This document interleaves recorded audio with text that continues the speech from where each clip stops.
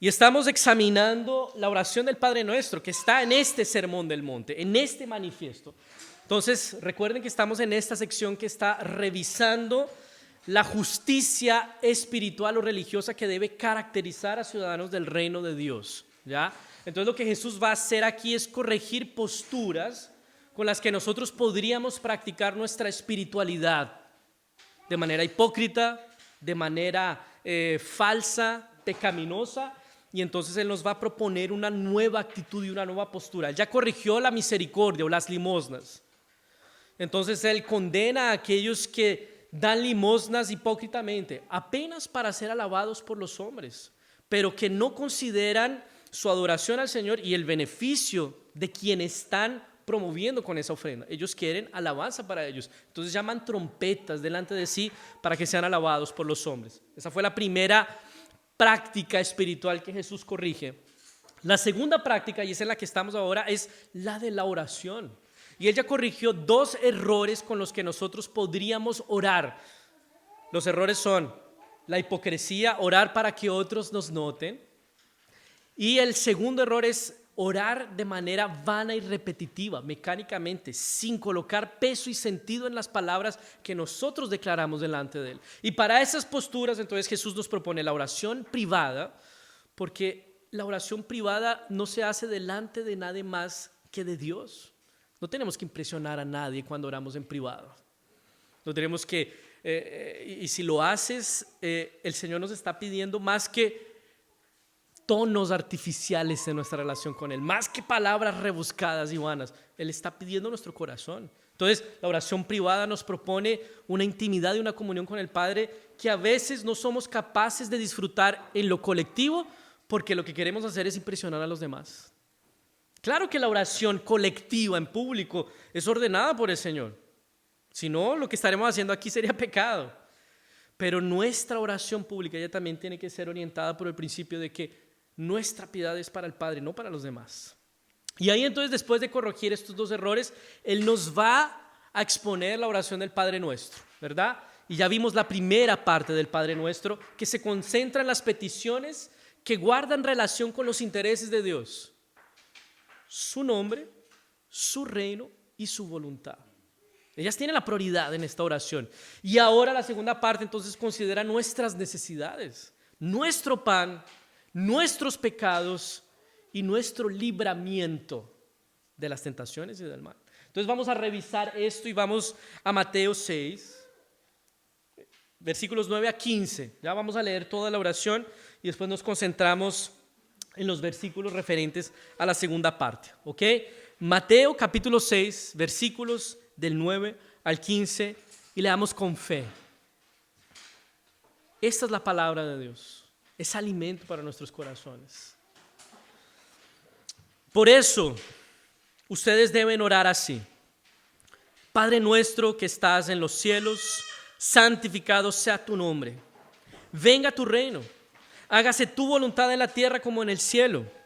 El pan nuestro de cada día, dánoslo hoy.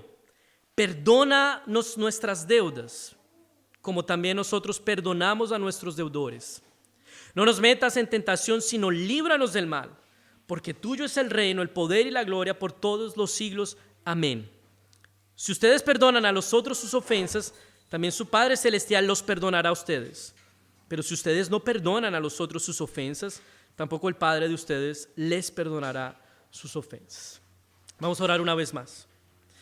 Padre Santo, muchas gracias, Dios, por este registro, por esta oración que nos enseñaste a orar, Señor. Que pueda ser de nuestra consideración cada vez que oramos delante tuyo, Señor. Que en esta segunda parte de esta oración, Señor, nosotros seamos desafiados a orar con confianza y seguridad de que tú eres nuestro Padre que provee. Tú eres nuestro Padre que perdona nuestros pecados. Tú eres nuestro Padre que nos preservará definitiva y finalmente del mal en tu reino consumado. Ayúdanos a orar así. Ayúdanos a vivir así. En el nombre de Jesús y para tu gloria. Amén. Entonces estamos revisando la oración del Padre Nuestro y hemos dicho que necesitamos considerar la oración del Padre Nuestro como una estructura, ¿no? No es una oración para ser recitada y repetida pensando que es así que se debe usar. Jesús nos está enseñando una oración que debe ser usada como estructura porque aquí están consideradas todas las cosas que nosotros debemos orar. Hay adoración y reconocimiento al Padre. Hay oración para que los intereses de Dios sean establecidos y realizados en este mundo. Su nombre sea santificado, su reino sea establecido y su voluntad sea realizada. Y podemos pedir por nuestras necesidades también, nuestro pan, nuestro perdón y nuestro libramiento, ¿no? Entonces, lo que vamos a ver ahora, como ya les he dicho, es esta segunda parte de nuestras necesidades. Entonces, en este punto de la oración, después de que reconocimos, adoramos al Padre y consideramos los intereses del reino en oración y pedimos por ellos, entonces ahora Jesús nos enseña a pedir por nuestras necesidades. Aquí estamos pidiendo que Dios haga algo por nosotros. Ambas cosas tienen lugar en la oración. Fíjense, tanto los intereses del Padre como nuestras necesidades, ambas tienen lugar en la oración. No son excluyentes. No se nos pide elegir entre una cosa u otra. Podemos orar por ambas cosas. Sin embargo, debemos reconocer que la gloria del Padre y su reino tienen prioridad sobre nuestras necesidades. Y podemos tener la seguridad de que en ese orden de prioridades encontraremos nuestra verdadera plenitud. ¿Por qué? Porque fuimos creados para la gloria de Dios. Y no cumpliremos nuestro propósito si nuestras vidas no giran alrededor de su gloria, si no están fundamentadas y abastecidas de su amor, si no están en su reino. Entonces, cuando Dios ocupa el debido lugar, las demás cosas también lo harán. Esto es un eco de lo que Jesús más tarde va a enseñar en este mismo sermón del monte. Busquen primeramente el reino de Dios y su justicia, que lo demás vendrá por añadidura. Dios ocupando el debido lugar, las demás cosas ocuparán su debido lugar, estarán organizadas. Nuestros amores estarán organizados u ordenados. La gloria del Padre tiene prioridad en nuestras oraciones porque es la manera en que nosotros encontramos nuestra verdadera plenitud. Y entonces la primera petición que aparece en este segundo bloque de peticiones es nuestro sustento, el pan. Versículo 11, el pan nuestro de cada día, dánoslo hoy. Tiene que ver con nuestro sustento, con la provisión necesaria y suficiente para vivir cada día. Es una parábola popular que nosotros usamos para hablar de la relación entre provisión y trabajo, ¿no? Sobre todo cuando uno quiere alentar a los que no trabajan mucho o los que no les gusta trabajar, que trabajen, ¿no? No le des el pez, no le des el pescado, dale o enséñale a pescar, ¿no? Pero aquí en esta oración lo que estamos viendo y en esta petición es que no estamos pidiendo al Señor que nos enseñe a pescar o que nos dé una caña de pescar, estamos pidiendo el pescado. Eso es lo que le estamos pidiendo al Señor. El Señor es tan generoso que Él permite que esa sea toda nuestra petición. Estamos aquí pidiendo trabajo, oportunidad, estamos pidiendo el pan nuestro necesario de cada día. Y esta oración entonces, y esta petición nos debe llevar a depender profundamente de nuestro Padre, constantemente, diariamente. Nos debe llevar a reconocer que nuestro sustento proviene de Dios, que Él es el dador del pan. Entonces, si nuestra oración y si nuestra petición es una declaración explícita de dependencia de Dios, que busca confiar y reconocer su sustento, entonces esto debería desafiar las formas en las que consideramos el trabajo o trabajamos también. Claro que en la Escritura hay una relación clara entre provisión de Dios y trabajo. ¿Cuál es la relación? Que Él nos provee el sustento por medio del trabajo. Él bendice el trabajo de nuestras manos. Él produce los frutos de nuestro trabajo. Sin su bendición no habría sustento para nosotros. Pero necesitamos considerar y pensar que nuestro sustento no proviene necesariamente o últimamente de nuestro trabajo, de nuestro empleador, de nuestro negocio, de nuestro emprendimiento. Proviene, en última instancia, de nuestro Padre. Piensa en eso. Esta petición nos está llevando a considerar que en última instancia, ¿quién provee para tu casa? para tu sustento diario, suficiente y necesario, no es tu empleador, no es tu emprendimiento, no es la fuerza de tu brazo, es en última instancia el Padre Celestial que tiene cuidado de sus hijos. El pan nuestro de cada día, dánoslo hoy. Y si nosotros somos llevados a cultivar esa conciencia profunda del sustento de Dios, vamos a dejar de pensar que somos dioses, que necesitamos trabajar 24/7 o frenéticamente para conseguir el sustento. ¿Por qué? Porque tenemos al Padre Celestial que provee para nosotros.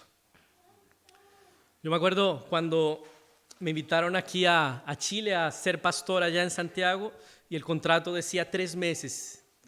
3 años, perdón, 3 años. Y yo en el primer mes ya estaba, y cuando terminen esos 3 años, ¿qué va a pasar conmigo? O sea, yo preocupado por lo que iba a pasar en 3 años más. Y el Señor ha provisto generosamente, suficientemente y necesariamente el sustento. Año a año.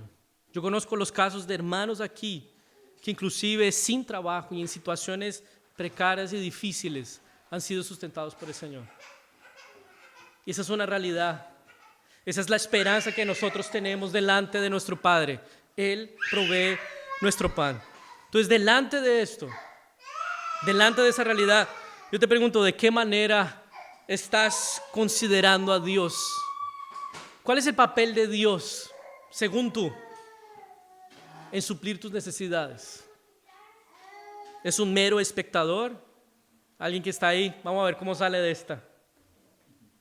¿O es alguien que está proveyendo activamente lo suficiente y necesariamente para tu sustento? ¿Cómo lo estás viendo? Esta es la verdad. Y la verdad está por encima de nuestras sensaciones y sentimientos. Debemos pedir al Señor que alinee nuestros corazones y nuestra visión con aquello que Él declara en su propia palabra. Fíjate, el alimento que podemos comer en este mundo es pan nuestro porque el Señor proveyó las semillas, el suelo, el sol, la lluvia y todo lo necesario para producir alimento que nos nutre y nos alimenta. Es porque Dios lo permite. ¿Por qué tu cuerpo puede aprovechar los nutrientes del alimento que tú consumes? Porque el Señor bendice tu sistema digestivo. Si tuvieras todo el dinero del mundo y no tuvieras un aparato digestivo para nutrirte de ello, no habría caso. Fue el caso de Rockefeller, uno de los hombres más ricos en el mundo. Y con una fortuna impresionante, él no podía comer más que una galletita de sal con agua, porque su aparato digestivo no le permitía más. Si el Señor no te sustenta, si el Señor no provee inclusive la digestión necesaria para nutrirte, no hay sustento. Si el Señor no te permite el deleite, el gozo y la paz para aprovechar la cama king size ortopédica que te compraste, tu sueño no es reparador. El sustento proviene del Señor. Entonces yo te quiero llamar la atención a que veas en el sustento de cada día sobre tu mesa, en tu casa, sobre tu cuerpo. Necesitas considerar mucho más que el salario que llega a fin de mes, mucho más que tu genialidad y la fuerza de tu brazo. Necesitas reconocer el cuidado de Dios, su providencia, orquestando un sinnúmero de detalles para que podamos aprovechar el pan. Yo sé que esta mirada de ser sustentados profundamente por Dios es difícil, y mucho más en este contexto donde estamos sobreabastecidos de alimentos, productos, vestido, de artículos, donde es posible comprar por una aplicación y tener el producto en un par de horas o minutos en la puerta de la casa sin más. Y mucha de esa facilidad y abundancia ha contribuido para nuestra ingratitud e indiferencia para con el sustento de Dios. Nos da la falsa sensación de que nuestro sustento está en la palma de nuestra mano. Pero inclusive ese sustento que llega en el delivery es sustento de Dios. El Señor ha permitido que muchas cosas estén orquestadas para que eso llegue hasta tu casa. Y esa manera de consumir consumir y consumir, también ha contribuido para que evitemos vivir vidas sencillas y generosas para suplir las necesidades de otros. Ha contribuido para que vivamos con una profunda conciencia, o ha evitado que nosotros vivamos con la profunda conciencia de que en este mundo somos sustentados por el Señor. No pierdas eso de vista. Tu proveedor en última instancia es tu Padre Celestial. A Él puedes pedir el pan. Y muchas veces es justamente en la escasez, en la falta y en la necesidad que cobramos mayor conciencia del cuidado de Dios. Es en la falta en que se agudiza nuestra dependencia y confianza en Él. Pero sea que estés abastecido o sufriendo la falta, el sustento necesario y suficiente provienen de Dios. Y fíjense que ese sustento que Dios nos da es nuestro pan, no mi pan. ¿Qué significa eso? Que el sustento que nosotros pedimos a Dios no solamente suple nuestras necesidades, debe considerar suplir las necesidades de otros también. Especialmente en este mundo donde falta la provisión para tantas personas. Por eso que nosotros les insistimos en que participemos de la canasta de alimentos, porque hay familias aquí que lo necesitan. Es la manera en que Dios está proveyendo también para ellas. Cuando pedimos nuestro pan, estamos pidiendo mi pan, tu pan, nuestro pan. Es así que el Señor provee. Entonces, si bien Dios en última instancia es nuestro proveedor, Él está usando medios ordinarios para proveer. Tus manos abiertas para darle a otro, tu empleo, tu emprendimiento, la salud de la que disfrutas. Y obviamente podemos esperar la provisión extraordinaria de parte de Dios, cuando ya no hay nada más que hacer. Y la historia de la redención y la historia de la iglesia está llena de esos testimonios, en las que ya no había más que esperar a que llegaran los cuervos para alimentar. Eso ha pasado en la historia de la redención. Dios usando inclusive animales para alimentar a sus siervos. Podemos confiar, como dice el salmista: joven fui y he envejecido, y no he visto justo desamparado ni su descendencia que mendigue pan. Él es nuestro Padre Celestial y su sustento será suficiente y necesario para nosotros. Podemos pedir el pan de nuestro cada día. La segunda petición es sobre el perdón. Fíjense, versículos 12 y los versículos 14 y 15, que es como una explicación, una extensión, una profundización de lo que él quiso decir en el versículo 12. Entonces 12, 14 y 15. Perdónanos nuestras deudas, como también nosotros perdonamos a nuestros deudores. Y versículo 14 ahora. Que ahí está extraño. Allá. Si ustedes perdonan a los otros sus ofensas, también su Padre Celestial los perdonará a ustedes. Pero si ustedes no perdonan a los otros sus ofensas, tampoco el Padre de ustedes los perdonará sus ofensas. Ya vamos a desmenuzar esto un poco porque suena extraño, ¿verdad? Pero lo primero es que hay espacio para la confesión de pecados en la oración del Padre Nuestro. Recordemos delante de quién estamos. Sí, estamos delante del Padre Celestial, pero Él es el Padre que está en los cielos. Vimos a qué se refiere eso, que Él es el juez supremo del universo, que Él es soberano sobre la creación, que Él es distinto de nosotros. Vivimos en su mundo, bajo su legislación, y en ese mundo nosotros cometemos faltas y transgresiones todo el tiempo. Necesitamos pedir perdón por ellas. ¿Por qué? Porque cada falta y transgresión necesitan su punición. Y Dios no es un juez corrupto, no es negligente para con su ley. Él va a castigar cada pecado. Ninguno queda sin castigo. O los pagas tú o los paga Jesús. Y aunque nosotros estemos en Jesús y seamos hijos de Dios, nosotros somos llamados a la confesión y al arrepentimiento de nuestros pecados. Esto es tanto un deber nuestro para con Dios, se nos exige y se nos demanda eso, y también es un alivio para nuestros corazones. ¿Por qué? Porque no son pocas las veces en las que nos acercamos a Dios arrastrando culpas, llevando cargas pesadas por nuestros pecados. Y el Señor nos llama a la confesión, al reconocimiento de nuestro pecado, en la confianza de que habrá perdón. La confesión para los hijos de Dios es seguida de perdón. Esa es nuestra esperanza. Lo leímos en el primer texto de nuestra orden de culto. Si confesamos nuestros pecados, Él es fiel y justo para perdonar nuestros pecados y limpiarnos de toda maldad. Entonces, por la fe en Jesús, nos acercamos al Padre con la confianza de que nuestros pecados fueron, son y serán perdonados en Jesús. Inclusive los que cometeremos mañana. Y por esa razón los reconocemos, los confesamos, los exponemos delante del Padre, en la certeza de que el perdón está dispuesto generosamente por Él. ¿Por qué? Porque Jesús lo pagó en nuestro lugar. Fíjense, el perdón de Dios es gratuito, pero no es barato. No existe perdón sin costo.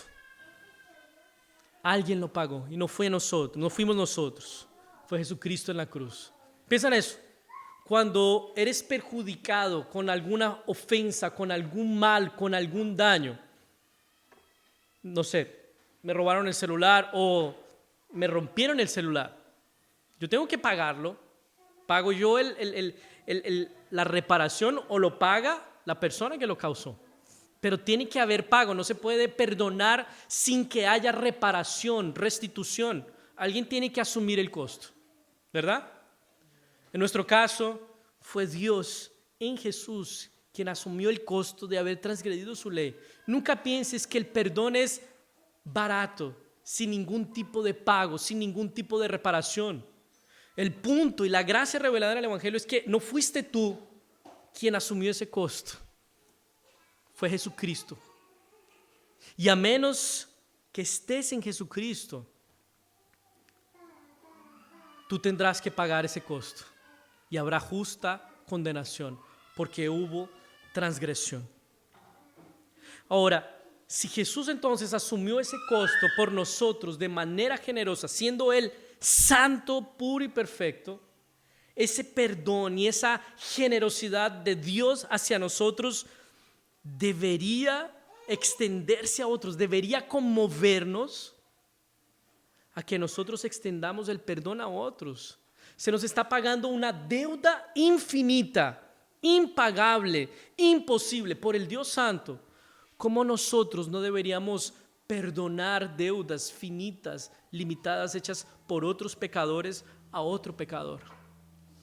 Y es a eso a lo que nos está apuntando el Señor con esto que parece ser una condición para el perdón divino. Si ustedes no perdonan a los otros, su Padre Celestial no los perdonará. Al contrario, si ustedes perdonan, ahí sí Dios los perdonará. ¿Y qué hacemos con esa declaración que parece contradictoria con la gracia de Dios? Porque parece que el perdón es una condición para que seamos perdonados por Dios. ¿Y qué hacemos con todo el relato bíblico que enseña el perdón de nuestros pecados a partir de la obra de Jesucristo? ¿Qué hacemos con eso? ¿Será que es el perdón que ofrecemos a otros condición para que seamos perdonados por Dios? Si Dios perdonara nuestros pecados en la misma proporción en que perdonamos a otros, oye, estaríamos perdidos, ¿no es verdad? Estaríamos condenados, no habría esperanza para nosotros. ¿Cómo conciliamos esta declaración con toda la doctrina de perdón de pecados por causa de la gracia de Dios? Y yo creo que Jesús nos está enseñando dos cosas al colocar ese perdón de manera tan fuerte. Y es, primero, la aspiración a la que cada creyente debe apuntar delante de las ofensas de otros. Y segundo, la transformación producida en nosotros por haber sido perdonados por Dios. Entonces, como ciudadanos del reino de Dios, claro, somos hijos de Dios, somos discípulos de Jesucristo, somos ciudadanos del reino, pero somos, antes de todo eso, personas a las que se les perdonó una deuda infinita e impagable. ¿Qué eres en el reino de Dios? Alguien al que se le perdonó una deuda infinita, imposible e impagable. Eso somos. Y entonces, si somos personas perdonadas por Dios, somos desafiadas a perdonar las ofensas de otros. Eso significa, hermanos y amigos, que como cristianos lidiamos con el perdón. Necesitamos considerarlo. Es una alternativa a la venganza. Está ahí, emergiendo como la respuesta de vida que ciudadanos del reino deben dar a sus ofensores, porque fueron perdonados por el soberano del reino. Y eso no significa que perdonar sea fácil, pero como cristianos necesita ser considerado. Es la alternativa a la venganza. Es la respuesta de vida. Luchamos, claro que nos va a costar. En ocasiones podemos decir, no, es que yo no puedo perdonar. Pero si has sido alcanzado por el perdón de Dios, si tienes peso, conciencia profunda sobre lo que te fue perdonado y saldado en Cristo Jesús, es muy difícil que seas una persona hermética y totalmente cerrada a extender perdón sobre otros, porque tú mismo fuiste perdonado. Si eso no está sucediendo, o están pasando dos cosas: o tú no fuiste perdonado por Dios, eso significa que nunca te arrepentiste y no experimentaste su perdón; o dos, que siendo cristiano, creyendo en Jesús, tú no te estás apropiando y no está pesando hoy sobre tu vida el perdón que recibiste de parte de Dios en Cristo. Y tu corazón se está endureciendo allí. Tu corazón está siendo necrosado por la amargura y por la falta de perdón. Y yo te invito que en esta mañana tú consideres el perdón de Dios. Y que no lo consideres como un perdonazo y ya, como la buena onda de un padre que se levantó de buen humor. El perdón de Dios costó Cristo Jesús en la cruz, siendo santo, perfecto y sin mancha. Te perdonó una deuda impagable, imposible, eterna, infinita. Y eso debiera conmovernos al punto de que delante de la ofensa pequeña y finita, por más dura que sea, en comparación con la de Dios es pequeña, debería llevarnos a perdonar. Y Jesús más adelante, Mateo 18, nos va a contar una parábola para ilustrar esto. Y es un rey que está haciendo cuentas en su reino. Se encuentra con que un siervo le debe una deuda infinita. Estaba leyendo que eran más de 370 toneladas de plata al día de hoy. Infinita, imposible. Un siervo que no gana eso en 1000 años o en 1000 vidas. Y este rey llama a ese siervo y le dice: págame lo que me debes. Y el siervo dice: no tengo con qué pagarte. Entonces véndanlo a él, a su esposa, a sus hijos, sus bienes, para que quede la deuda pagada. Y el siervo dice: no, dame tiempo, ten misericordia de mí, no tengo cómo pagarlo. Y el rey le dice: está bien, vete, tu deuda está saldada. ¿Qué es lo que hace este siervo? Apenas sale delante de la corte del rey, del que acaba de salir totalmente perdonado, que va y busca a otro consiervo que le debe una cantidad mínima, lo agarra del cuello y le dice: págame. Y el siervo le dice: perdóname, tenme paciencia, yo te lo pagaré. No, tú me lo vas a pagar y te voy a enviar a la cárcel. El rey se entera de esto y dice: te perdonó a ti una deuda infinita, impagable. ¿Cómo no tuviste misericordia de tu amigo, de tu consiervo? Ese hombre nunca se arrepintió, nunca se apropió de ese perdón. Y eso es lo que podría estar pasando con nosotros muchas veces. Y necesitamos considerar el perdón de Dios. Entonces, cuando nosotros pedimos al Señor que perdone nuestros pecados, también estamos pidiendo la gracia para poder perdonar a otros. Necesitamos considerar el perdón de Cristo. Sin el perdón conquistado por Cristo va a ser difícil perdonar. Si Él no pesa en nuestros corazones, será imposible perdonar. Y el perdón no apenas va a manifestar que ya hemos sido perdonados por Dios. El perdón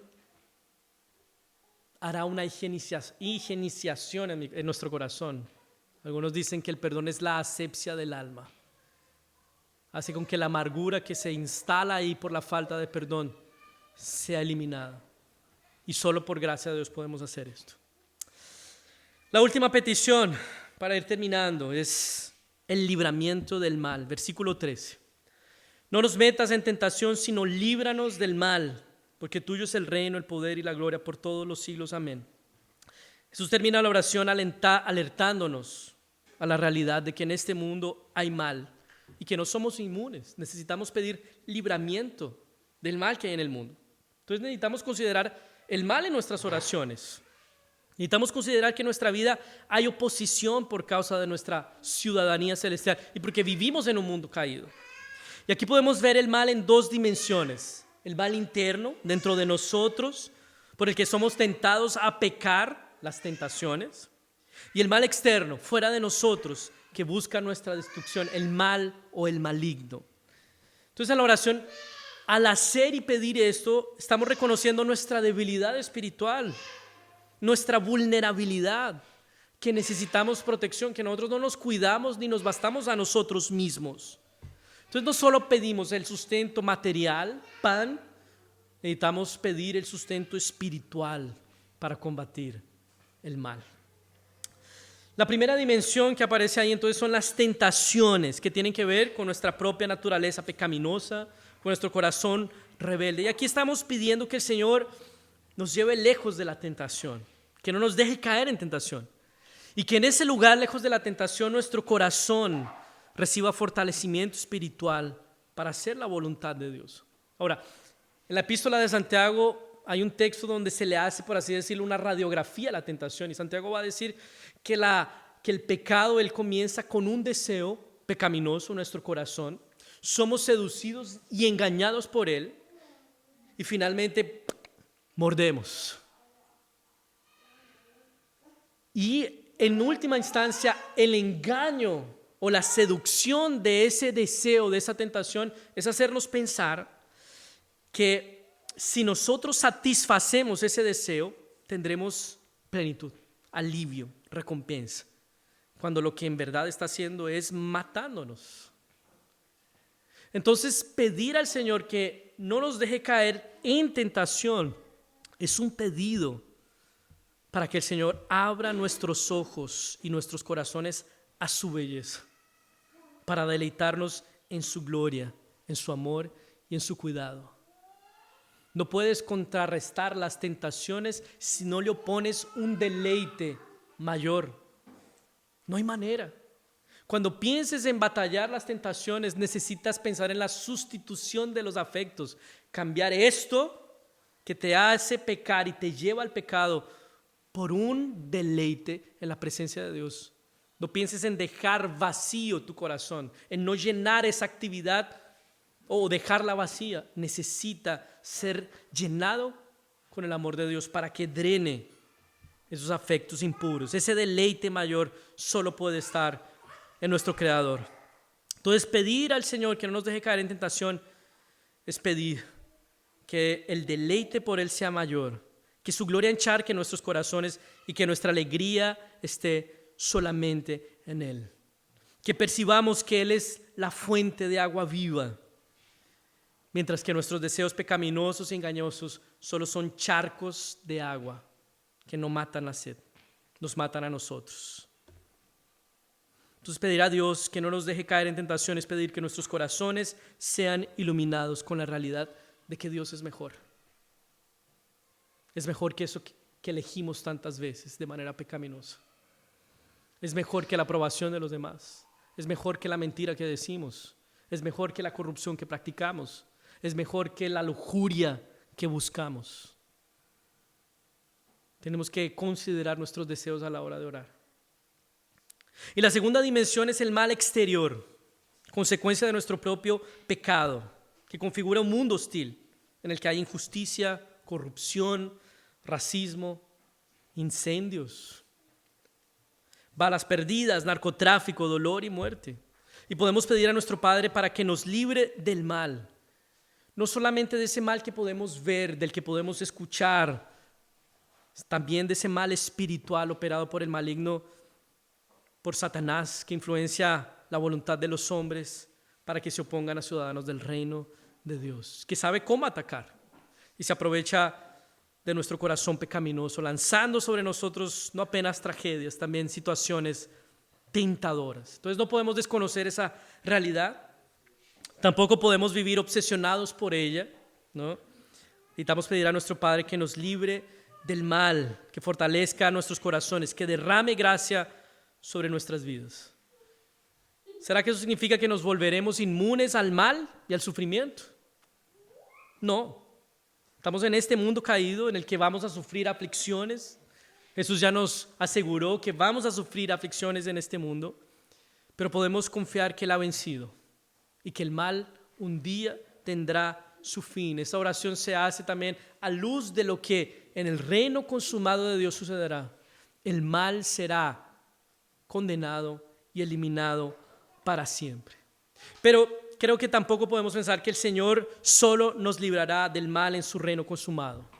En el presente, hoy mismo, no sabemos cuántas veces el Señor ha respondido a esta oración de formas que uno ni llegó a darse cuenta. De todas las veces en que el Señor nos preservó del mal y nosotros ni siquiera contamos el testimonio porque no nos dimos por enterados. Podemos pedir al Señor que Él nos libre del mal. Pero necesitamos considerar que el mal será vencido final y definitivamente en el reino consumado de Dios. Finalmente, la oración termina diciendo: porque tuyo es el reino, el poder y la gloria por todos los siglos. Amén. La oración del Padre Nuestro es ante todo el reconocimiento de que nuestro Padre es el soberano, que Él es el detentor del dominio, poder y gloria por la eternidad. Nuestra oración no es, mis hermanos, es muy importante y amigos, no es un deseo lanzado al universo. ¿Ya escucharon a esos que te proponen? Pídeselo al universo con todas tus fuerzas. La oración no es eso. Al universo impersonal que no puede hacer absolutamente nada. Nuestra oración está delante de aquel que tiene el reino, el poder y la gloria para siempre. Y es nuestro Padre celestial.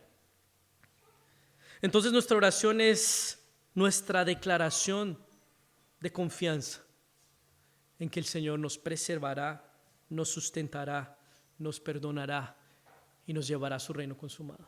Eso es lo que hacemos en la oración. Es así que crecemos en nuestra vida con Él. Es así que cultivamos una vida bienaventurada, recibiendo del Padre el sustento suficiente y necesario, el perdón para nuestros pecados y el poder para ser preservados hasta el fin, cuando el reino de Dios llegue a su plenitud. Y no hay nada más importante que hacer parte de ese reino que es de dominio del Padre. Porque solo en el reino de Dios se saciarán plena y perfectamente nuestras necesidades por siempre. El pan del cielo es el que al final de todo importará. Aquí podrás tener todo el pan del mundo, todas las comodidades, todos los lujos, jamás pasar hambre, pero sin Cristo, el pan de vida, morirás de hambre para siempre. Y la promesa es que en su reino comeremos con Él, en su mesa y por siempre. Solo en el reino de Dios el mal no existirá. Podemos confiar, el reino de Dios se abre camino hoy, llegará a su plenitud y será el fin del llanto, del dolor, del sufrimiento y de la muerte. ¿Por qué? Porque el reino es de Él. De Él es la gloria, el poder, por siempre. Entonces, que al orar nuestras oraciones podamos adorar y reconocer a nuestro Padre, pedir por los intereses de su reino, exponer nuestras necesidades, considerar el mal a nuestra vuelta, sin olvidar que en este mundo somos cuidados, preservados y conducidos al reino consumado por nuestro Padre Celestial. Tenemos la oportunidad diariamente de acercarnos a nuestro Padre Celestial porque alguien más abrió el camino hacia Él, Cristo Jesús. Por eso podemos acercarnos con confianza. Amén. Vamos a orar en este momento para agradecer al Señor por su palabra. Padre Santo, una vez más agradecemos tu palabra. Agradecemos, Señor, el cuidado que tú tienes constante, permanentemente para nuestras necesidades. Agradecemos el pan que nos das hoy. Agradecemos, Señor, el perdón que tú diste definitivamente en Cristo Jesús. Hoy pedimos el perdón por nuestros pecados, Señor, sabiendo que eres fiel y justo para perdonarlos y limpiarnos de toda maldad. Que delante tuyo ellos no cuentan más, porque fueron pagados en Cristo y nos apropiamos de ese perdón, confesándolos y arrepintiéndonos. Señor, gracias por los libramientos de los que ni siquiera nos hemos enterado, pero que tú, en tu providencia, permitiste para nosotros, Señor. Seguimos orando. Líbranos del mal. No nos dejes caer en tentación, Señor. Y ayúdanos a declarar constantemente esta declaración de confianza de que tuyo es el reino, el poder y la gloria para siempre. Amén.